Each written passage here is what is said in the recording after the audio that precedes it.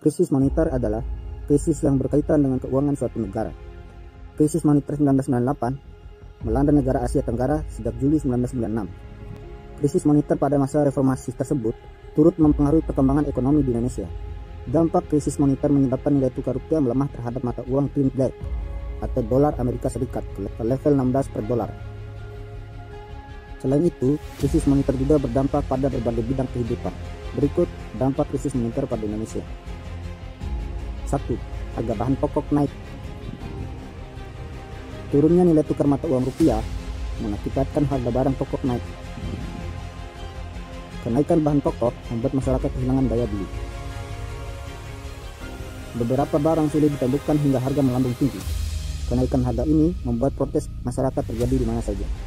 2. Banyak perusahaan bangkrut. Krisis moneter mengakibatkan perusahaan tidak mampu membayar dan memakai bahan baku impor. Beberapa perusahaan tidak mampu membayar utang.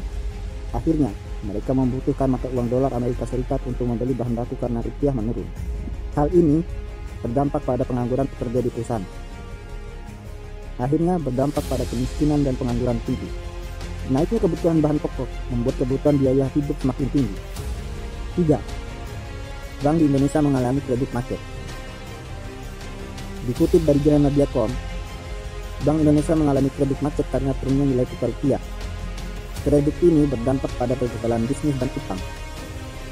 Pemerintah memutuskan untuk menyelamatkan perekonomian dengan cara membangun beberapa bank.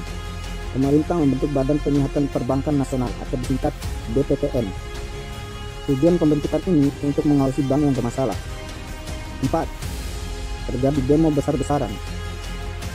Tahun 1998, mahasiswa di seluruh Indonesia menggelar protes hingga terjadi bentrokan. Aksi protes ini terjadi di pertengahan 1998 sampai akhir tahun. Aksi demonstrasi menuntut Presiden Soeharto untuk mengundurkan diri. Pada 21 Mei 1998, Presiden Soeharto mengumumkan undur diri menjadi presiden.